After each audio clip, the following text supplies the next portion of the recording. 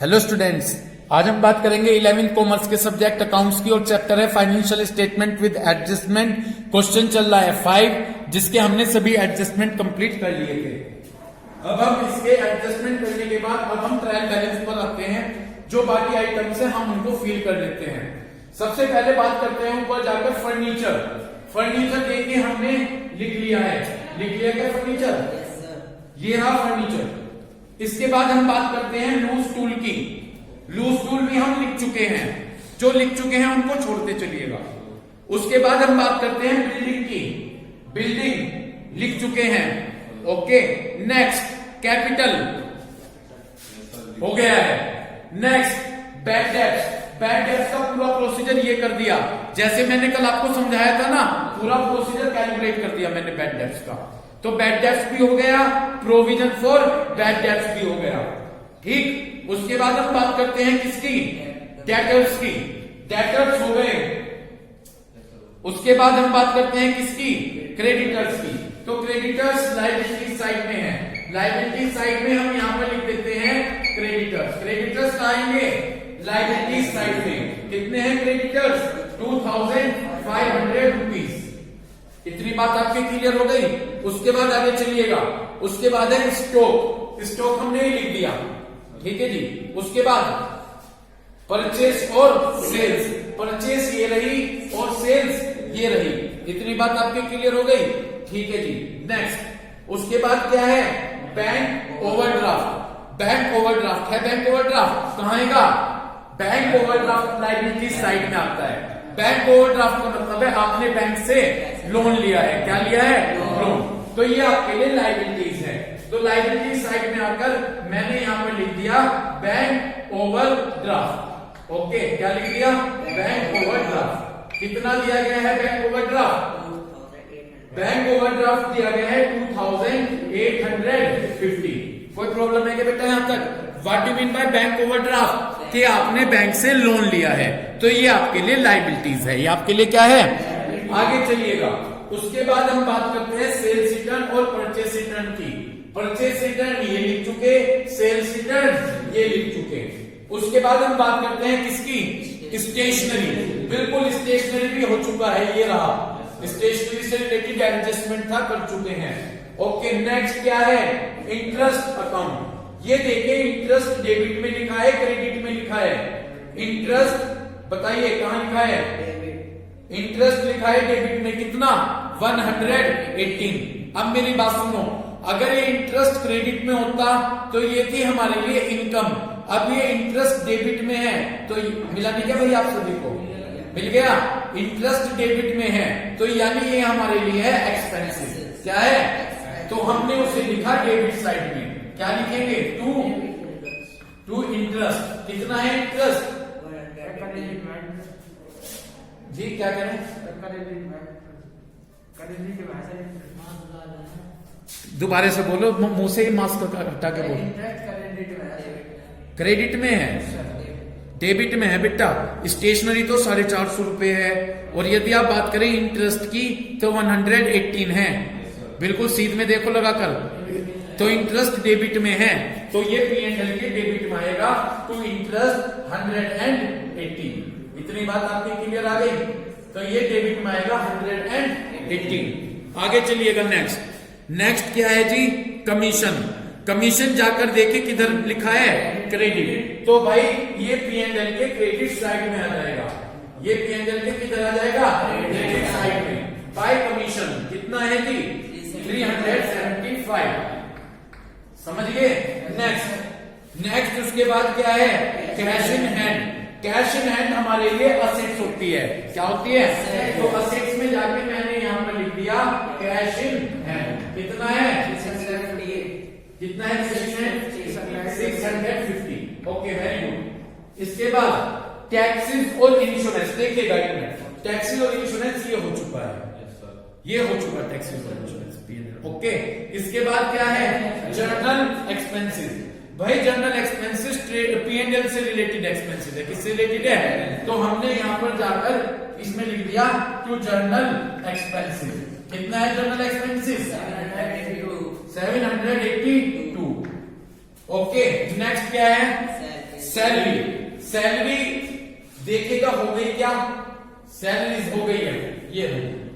तो इस तरह से सभी एडजस्टमेंट हो गए। एक चीज बचती है, मैंने यहाँ क्लोजिंग स्टॉक लिखा था तो अब यहाँ भी क्लोजिंग स्टॉक कवर कर देता हूँ।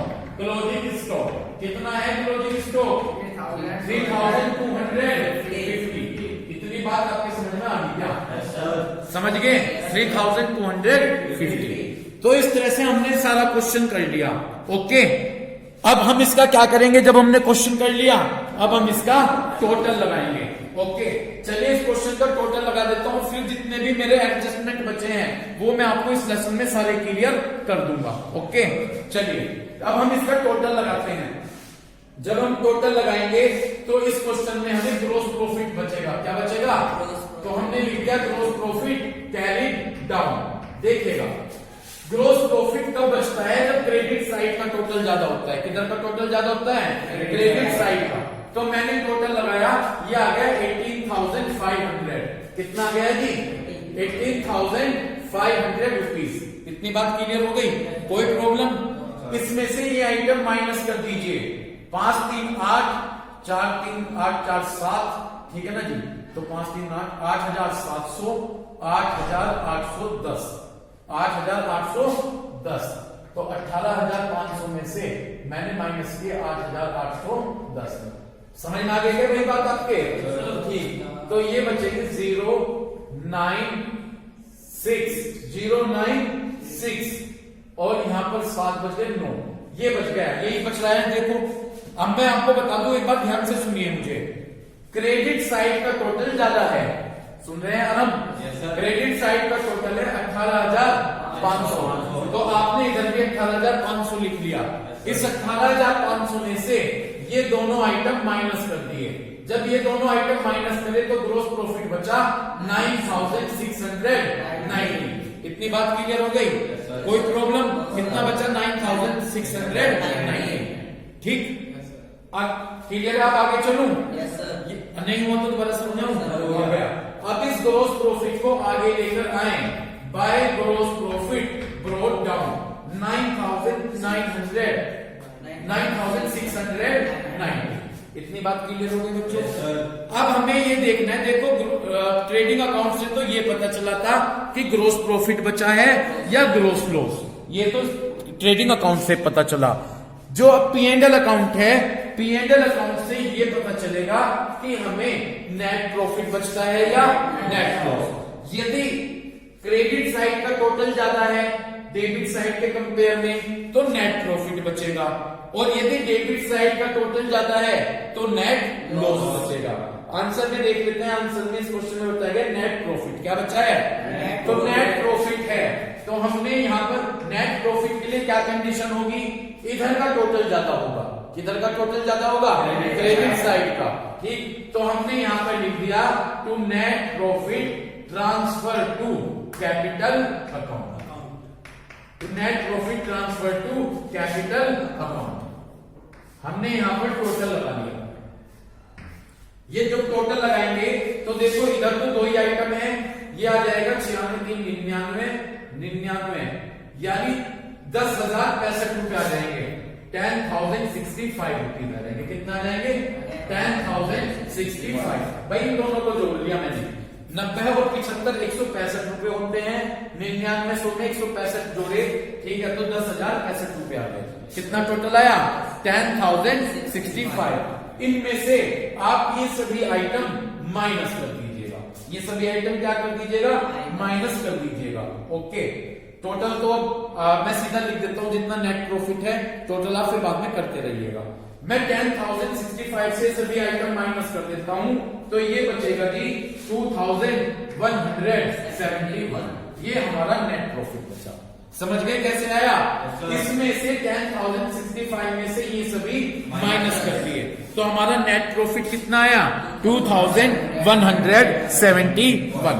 इतनी बात क्लियर हो गई। अब क्या करना है कि सुनो मेरी बात, अब यहां पर आकर प्लस कर दिया नेट प्रॉफिट, ठीक, 2,171 हमने ये प्लस कर दिया। अगर नेट लॉस आता तो क्या करते, नेट प्रॉफिट आया तो प्लस कर दिया। ओके, इसमें 12,500 में 2,000 जोड़ दिए, 14,500 14,000, यानी ये बचे, ये हो गए 14,671, 1764, 14,671। इनमें से क्या माइनस करूं? 14,671 से कितना माइनस करना है? 225। यहां तो 6 बच गए, यहां पर 6 में से 2 गए 4, 6 में से 2 गए 4, तो 14,446 आ गए। इतनी बात समझ गए क्या? 14,446 आ गए। कोई दिक्कत है क्या भाई? अब बस क्या करना है मुझे? टोटल करना है। इन सब का टोटल कर देते हैं। जब हम इन सब का टोटल करेंगे तो ये आ जाएगा 20,000, क्या आ जाएगा? 20,216, 20,216। दोनों तरफ का लायबिलिटी साइड का टोटल किसके बराबर आ जाएगा? असेट साइड के बराबर आ जाएगा। इतनी बात आपके क्लियर हो गई? ठीक है जी। तो ये था हमारा क्वेश्चन नंबर 5। अब एक काम करते हैं, बाकी एडजस्टमेंट सीखते हैं और फिर एक क्वेश्चन के एडजस्टमेंट में आपको समझा देता हूं, उसे आप घर से कर लीजिएगा। सबसे पहले बाकी बचे हुए एडजस्टमेंट पर आ जाइए। एडजस्टमेंट वो टेबल खोल लीजिए जो एडजस्टमेंट की दे रखी है। एडजस्टमेंट नंबर 13 आगे। Adjustment 13 abnormal loss of stock. इसे मोस्ट इंपोर्टेंट कंसेप्ट लिख लीजिए। 13 एबनॉर्मल लॉस ऑफ स्टॉक, ये मोस्ट इंपोर्टेंट कंसेप्ट है आपके लिए। इसे आपको बहुत ध्यान से समझना है। स्टार्ट करें। एबनॉर्मल लॉस ऑफ स्टॉक, देखिए पहले समझिए क्या है। सपोज कभी कभी ये बता देंगे कि आग से जल के सामान नष्ट हो गया है, ठीक है? क्या कह देंगे? गुड्स डिस्ट्रॉय बाय फायर, और आपने उसका इंश्योरेंस कराया हुआ था। सुनिए मैं पहले ओरली समझा दूं, ठीक है? ये कहा गया कि 10,000 रुपए का सामान आग से जल के नष्ट हो गया, आपने उसका इंश्योरेंस कराया हुआ था। इंश्योरेंस कंपनी ने केवल 7,000 रुपए दिए। कितने रुपए दिए? सामान कितने का जल के नष्ट हुआ था? 10,000 का। सुनते रहना, 10,000 रुपए का सामान गुड्स आग से जल के नष्ट हो गया, आपने उसका इंश्योरेंस कराया हुआ था, लेकिन इंश्योरेंस कंपनी ने केवल 7,000 रुपए दिए। कितना गुड्स आग से जल के नष्ट हुआ? 10 का। कितने दिए? अब क्या करना? जितने का गुड्स आग से जल के नष्ट हुआ उसे तो परचेस में से माइनस कर दियो। उसे तो किस में से माइनस कर दियो? ये रहा। परचेस कहां पर आता है? ट्रेडिंग अकाउंट में। तो यहां से वो 10,000 रुपए लिख दीजिएगा लॉस बाय फायर, 10,000 रुपए परचेस में से माइनस कर दीजिएगा। पहला स्टेप क्लियर। इंश्योरेंस कंपनी ने कितने दिए? वो जितने मिले वो यहां पर असेट्स में आकर लिख दीजिएगा। जितने पैसे मिले वो कहां पर आकर लिख दीजिएगा? असेट्स में, इंश्योरेंस कंपनी क्लेम के नाम से। क्लियर? कितने नहीं मिले? जो नहीं मिले वो लॉस है, वो P&L के डेबिट में दिखा दीजिएगा। वो कहां दिखा दीजिएगा? P&L के डेबिट में। तो मैंने एक एग्जाम्पल बताया कि 10,000 रुपीज का गुड्स आग से जल के क्या हो गया? नष्ट हो गया। तो जितने रुपीस का सामान आग से जल के नष्ट हो, कितने का हुआ? 10,000 का। गुड्स है ना, वो तो जाकर किस में से माइनस कर दो? पहला स्टेप क्लियर। इंश्योरेंस कंपनी ने 7,000 दिए, वो कहां लिखोगे? जितने दिए असेट्स में जाकर। कितने नहीं मिले? जितने नहीं मिले वो P&L के डेबिट, वो लॉस है। और अगर सपोज 10 के 10 मिल जाते इंश्योरेंस कंपनी से, तो यहां 10 के 10 यहां जाते असेट्स में, फिर बस 10,000 परचेस में से माइनस होते, 10 के 10 मिल गए, वो कहां लिख देते? सारे मिल गए, कोई लॉस नहीं हुआ, तो P&L में कुछ नहीं रहा। दोबारा से क्लियर कर लो। 10,000 रुपए का सामान आग से जल के नष्ट हुआ, इंश्योरेंस कंपनी ने कितने दिए? 7,000 रुपए दिए। तो जो 10,000 रुपए का सामान आग से जल के नष्ट हुआ उसे किस में से माइनस करो? परचेस में से। जो 7,000 रुपए इंश्योरेंस कंपनी ने दिए असेट्स में, और जितने नहीं मिले P&L के डेबिट में। इतनी बात आपके क्लियर हो गई? उसे कहां शो करोगे? P&L के डेबिट में शो करोगे। क्लियर? चलिए अब आइएगा अपनी बुक पर एडजस्टमेंट पर। Abnormal loss of stock. Abnormal loss इसलिए कहा गया, सुनो, एबनॉर्मल लॉस इसलिए कहा गया क्योंकि नॉर्मल लॉस नहीं होता। कौन चाहता है कि इसकी दुकान में आग लग जाए? कोई चाहता है क्या? जो चाहेगा तो पागल व्यक्ति है, ठीक है ना। तो इसलिए से एबनॉर्मल कहा गया है। ओके, पढ़िएगा। Total amount of loss is deducted from the purchase on the debit side. जितने गुड्स का लॉस हुआ है उसे जाकर किस में से माइनस कर दीजिएगा? उसे परचेस में से जाकर माइनस कर दीजिएगा। पहला स्टेप क्लियर। तो जितने रुपीस का गुड्स दिया है उसे जाकर परचेस में से, ठीक। Amount not recovered from the insurance company, जो इंश्योरेंस कंपनी से पैसा नहीं मिला उसे P&L के डेबिट में लिख दो। मेरे एग्जाम्पल में कितना नहीं मिला था? 3, तो उसे P&L के डेबिट में लिख दो। Amount recovered from the insurance company, जो अमाउंट इंश्योरेंस कंपनी से मिल गई उसे जाकर कहां शो कर दो? असेट साइड में। कितनी मिल गई थी तो उसे कहां शो कर दिया? असेट्स। क्लियर हो गया। तो भाई मान लीजिए इस प्रैक्टिकल एग्जाम्पल में 10,000 रुपए का सामान आग से जल के नष्ट हो गया, तो 10,000 रुपए तो परचेस में से जाकर माइनस कर देंगे। इंश्योरेंस कंपनी ने 7,000 दिए, वो असेट्स में लिख देंगे, और जितने नहीं मिले वो P&L के डेबिट में लिख देंगे। Clear. Next adjustment 14, charity in the form of goods.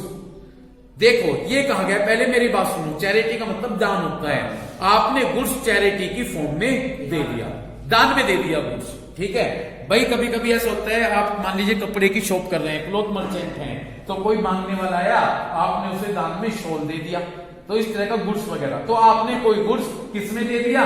Charity की फॉर्म में दे दिया। तो क्या करेंगे?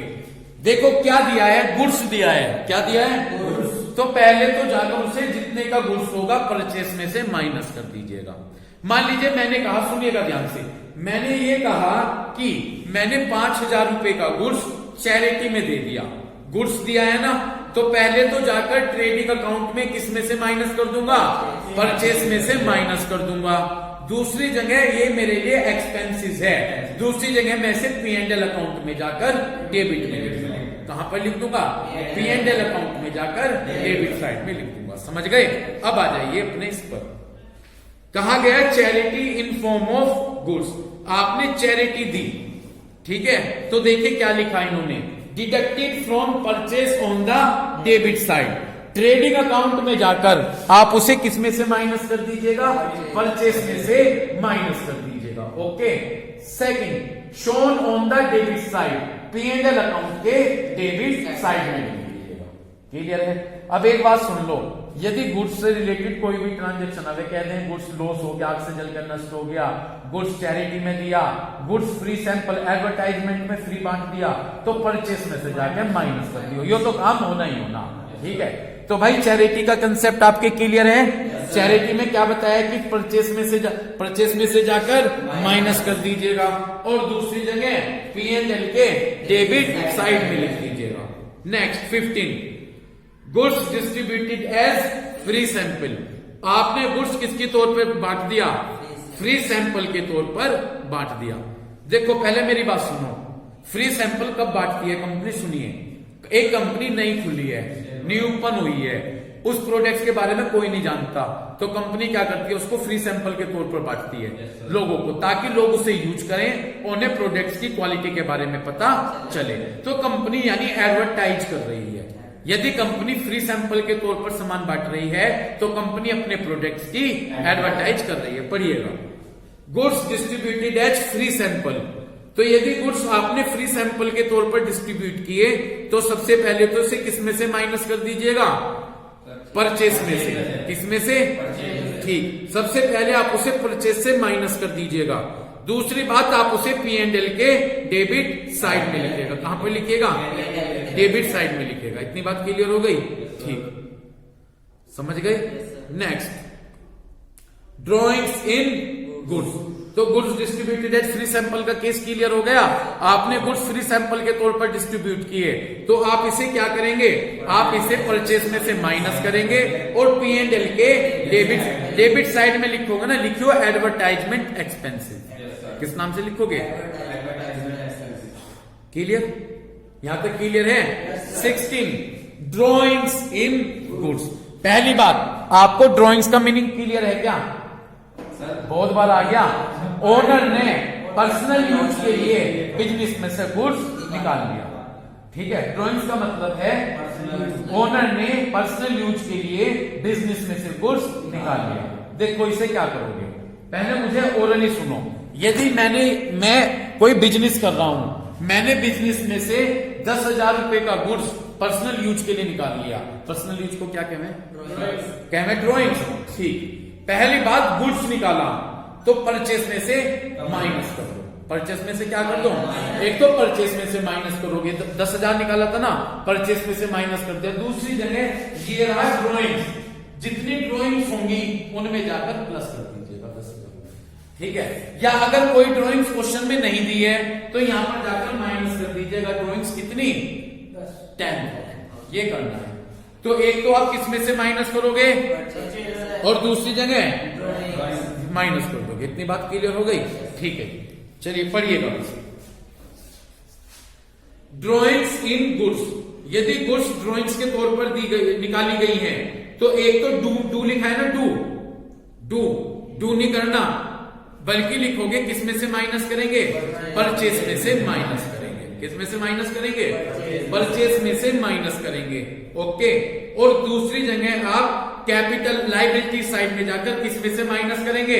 ये रहा, किसमें से माइनस हो रहा है? कैपिटल में से। बस ये करना है। तो एक तो आप परचेस में से माइनस कर देंगे, दूसरी जगह आप माइनस कर देंगे। ठीक, चलिए नेक्स्ट। अब हम लास्ट वाले कंसेप्ट पर फोकस करते हैं, बस लास्ट ही समझना है। Manager commission. अब 17 कौन सा एडजस्टमेंट है आपका? Manager commission. अब पहले कुछ बातें समझ लो मैनेजर कमीशन के लिए। देखिए, बोलूं, मैनेजर कमीशन तब दिया जाता है जब कंपनी में नेट प्रॉफिट होता है। यदि नेट लॉस होगा तो नेट लॉस के केस में मैनेजर कमीशन नहीं दिया जाएगा। जैसे यहां पर नेट प्रॉफिट बचा है, तो यदि कंपनी में नेट प्रॉफिट बच रहा है तो ही आप क्या देंगे? मैनेजर कमीशन देंगे, अदरवाइज आप मैनेजर कमीशन नहीं देंगे। समझ गए? अब मैनेजर कमीशन अगर कहीं एडजस्टमेंट आए, मैनेजर कमीशन आपको एडजस्टमेंट में मिलेगा। कब मिलेगा? सबसे लास्ट में कीजिएगा। कब कीजिएगा? जब आपका नेट प्रॉफिट निकल कर आ जाए। या तो नेट प्रॉफिट आएगा या नेट लॉस आएगा, तो मैनेजर कमीशन इग्नोर कर दीजिएगा। और यदि नेट प्रॉफिट आ रहा है तो मैनेजर कमीशन निकलेगा। ओके, क्लियर हो गई बात? तो मैनेजर कमीशन के लिए आपको वेट करना होगा। वेट का मतलब सबसे लास्ट में करना होगा। जब आप P&L अकाउंट बना लेंगे तो P&L अकाउंट का जब आप देखेंगे कि नेट प्रॉफिट बचा या नेट लॉस बचा, उस कंडीशन को देखने के बाद तब आप क्या निकालेंगे? Manager commission. मैनेजर कमीशन तब कैलकुलेट करेंगे जब आपने नेट प्रॉफिट या नेट लॉस कैलकुलेट कर लिया होगा। देखो, मैनेजर कमीशन के दो कंसेप्ट हैं। मेरे पास यहां पर स्पेस नहीं है, मैं लिख देता हूं। मैनेजर कमीशन के दो कंसेप्ट होते हैं। एक तो बिफोर का, किसका होता है? बिफोर का फॉर्मूला होगा प्रॉफिट मल्टीप्लाई रेट अपॉन 100। इतनी बात क्लियर हो गई? तो मैनेजर कमीशन के कितने कंसेप्ट हैं? मैनेजर कमीशन के दो कंसेप्ट होंगे। एक तो बिफोर का कंसेप्ट होगा और एक आफ्टर का कंसेप्ट होगा। क्लियर हो गई बात? तो बिफोर का फॉर्मूला क्या लिखा? Profit multiply rate upon 100। और आफ्टर का कंसेप्ट है profit multiply rate upon 100 plus rate. ठीक है जी, 100 प्लस रेट, ये आफ्टर का कंसेप्ट है। Profit multiply rate upon 100 plus rate. ठीक है जी, इतनी बात क्लियर हो गई? तो भाई मैनेजर कमीशन के हमारे दो कंसेप्ट हैं, एक तो बिफोर का कंसेप्ट है और एक आफ्टर का कंसेप्ट है। ठीक है, देखो क्वेश्चन में या तो बताया गया होगा कि मैनेजर कमीशन बिफोर है या आफ्टर है। यदि क्वेश्चन में कोई सफिशिएंट इंफॉर्मेशन नहीं है तो आप मैनेजर कमीशन बिफोर मानकर चलेंगे। आप खुद से क्या मान लेंगे? बिफोर। अब क्लियर हो गई बात? बाकी की चीज मैं आपको बताऊंगा कि मैनेजर कमीशन किस तरह से करेंगे, वो क्वेश्चन में बता दूंगा। तो अब आपको एक बात तो याद रखनी है, अगर मैनेजर कमीशन आएगा उस एडजस्टमेंट को सबसे बाद में करना है। जब आप P&L अकाउंट बना लेंगे तो P&L अकाउंट बनाने के बाद ये देखिए कि प्रॉफिट बचा या नेट प्रॉफिट है, नेट लॉस है। नेट लॉस होगा तो मैनेजर कमीशन नहीं होगा, नेट प्रॉफिट होगा तो मैनेजर कमीशन कैलकुलेट करेंगे। ठीक है, उसके बाद ये देखिए कि क्वेश्चन में बिफोर है या आफ्टर है। बिफोर का फॉर्मूला है प्रॉफिट मल्टीप्लाई रेट अपॉन, और आफ्टर का है profit multiply rate upon 100 plus. देकर रखेंगे, नहीं नहीं देंगे तो किसके साथ जाएंगे, बिफोर के साथ जाएंगे। इतनी बात क्लियर हो गई। तो बस आज के लिए इतना ही। उम्मीद करता हूं इस वीडियो को देखकर आप इन कंसेप्ट को अच्छे से क्लियर करेंगे। Thank you.